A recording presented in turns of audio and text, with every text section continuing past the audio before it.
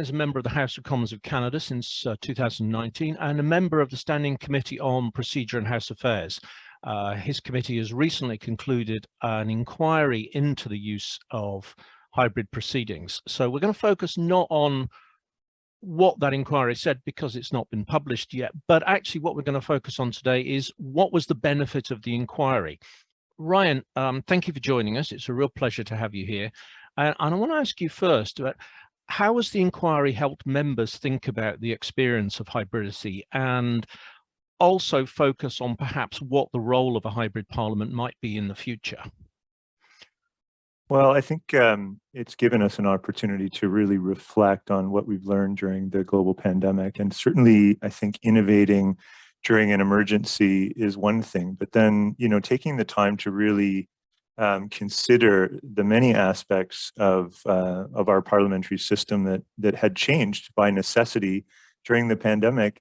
And to do that sort of sober reflection and take the time to discuss and debate the various aspects of our work that changed and some of the, I think, infrastructure within the House of Commons in Canada that had to adapt quite quickly under sort of duress within the crisis. It's really benefited us to sort of go through each aspect and sort of, I guess, just really analyze and listen to the various voices of people that had different experiences using hybridity. That final comment, the different experiences of hybridity, could you perhaps share a few thoughts on the continuum of experiences, because they're not all positive, just as they're not all negative? Very true, very true. We've heard varying perspectives. I mean, I think in our committee work, we've heard from 39 witnesses publicly. All of it's online. Our final report is coming out. But I think what we heard from, was a variety of voices.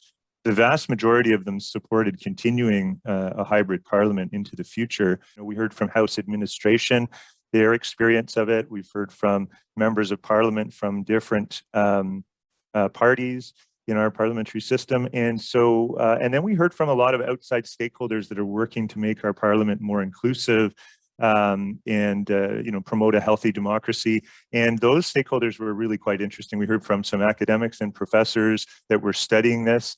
Some of them brought, I think, a unique perspective because they got, aside from the politicized perspectives that you might get in committee work, you also got the outside organizations feeding in feedback that was from individual members of parliament that was collected unanimously or confidentially, I should say.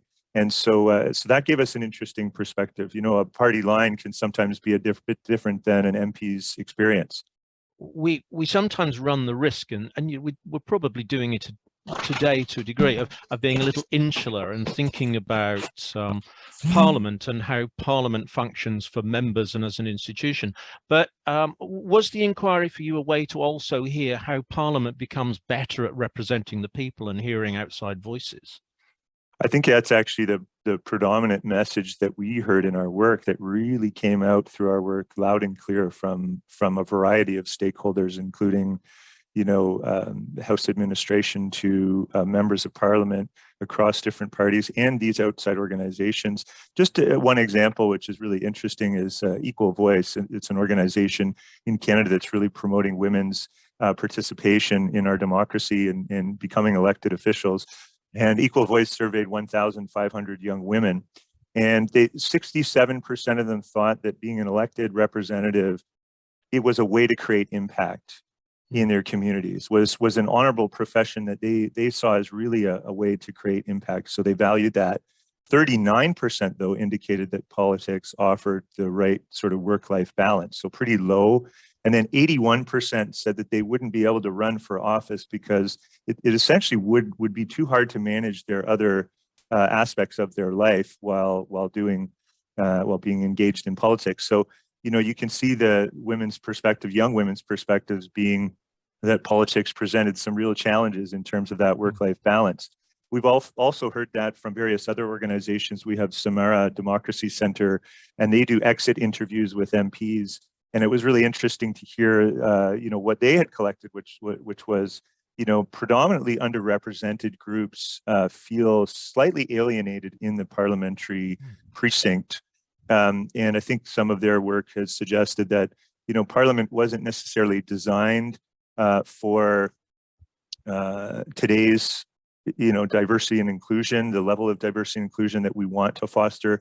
It essentially was, you know, designed for a different purpose in a different era, and we really got to work hard to make it more inclusive. And so many of those underrepresented groups really value hybridity as a way that actually signals to them that we're redesigning Parliament to be more inclusive, and to allow those underrepresented groups to actually balance out their life, so and take part.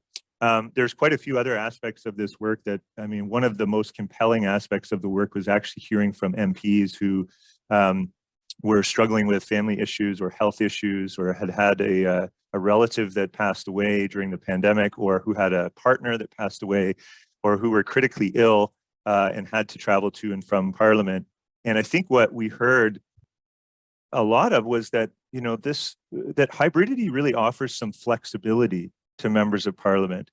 And I know that there's this general assumption out there, which we hear quite regularly from individuals that don't necessarily support hybridity continuing. But what's interesting is that the assumption for us, so the assumption, I'll state it, but it is this assumption that less and less MPs are going to show up in the House of Commons if we extend hybridity in perpetuity, like for good.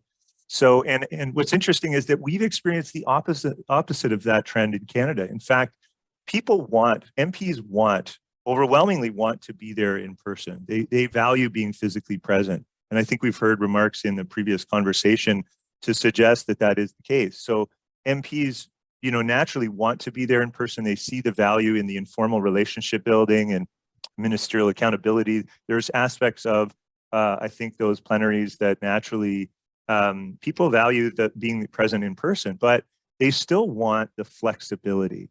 And I think just because you have hybridity doesn't mean that people are not going to show up in person. We've seen the opposite be the case. There's over 80% of our members are present at most times in the House. So what's interesting is that the flexibility, though, is really something that the majority of MPs want to see for various different reasons. And particularly, I'm interested in this trade-off between attendance and encouraging diversity. You know, we see a perceived risk of parliamentarians not attending, but if they're not in Parliament, are they working in their constituency? You know, there is that balance, not just work-life balance, but parliamentary precinct versus constituency balance as well. So maybe some thoughts on that.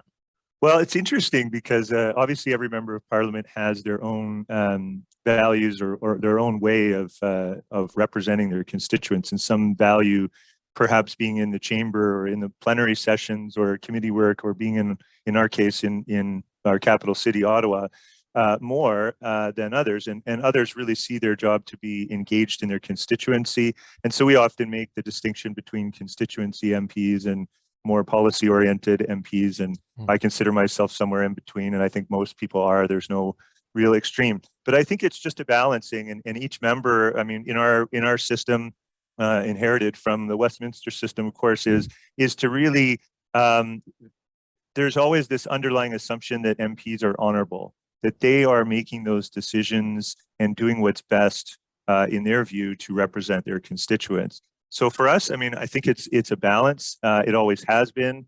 And this just actually adds flexibility for MPs to be perhaps more present within their ridings. You know, and I think, I mean, one thing that really came out of our testimony in our inquiry was that we don't actually have a problem of MPs not working hard enough in Parliament. Like it's just unheard of. The overwhelming majority is that MPs are doing their utmost, and in fact, often, you know, running themselves into the ground to try and do the best job possible to represent their constituents. And certainly there's different ways to do that. But, you know, I think the work-life balance and having, you know, for parents that have young children or women who've just had a child, being able to have some flexibility to be home for those special moments, or be there when a relative is near the end of life. These are ways to make our Parliament more compassionate and humanize it even more. And I think I think that's the main message that I heard, or one of the key messages that I heard coming through very clearly in hearing from MPs that have been through a lot. We also have, obviously, Andy, as you know, and as everybody else would know, Canada is a very large country. So there's MPs that have to travel right across the country, and it gives them very little time in their constituencies to really engage and connect with their constituents and be there for them in person. And so there's kind of an inequity there that exists just based on how far they have to travel to and from Parliament. And I'm sure that's the case in many other countries around the world that have a large geographical area.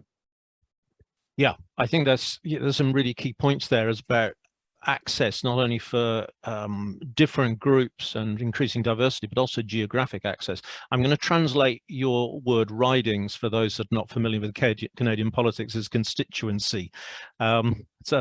It's a wonderful word, a very wonderful old English or Norse word. How is hybridity going to contribute to the transformation of the representatives' relationship with their constituents? Are the benefits there? Did you hear any evidence of that?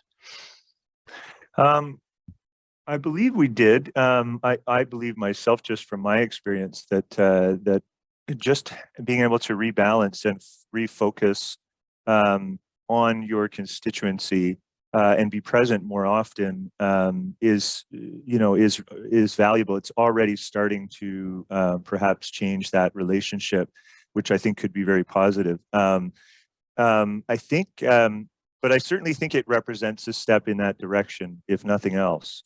And I think, and that's an interesting, trend to pick up on, and certainly something that I would value. I think there's many members of Parliament in Canada that want to foster a more participatory democracy, and that there's always work to engage. The civic engagement is certainly a key part of that, and we've seen that digital tools can really aid in that.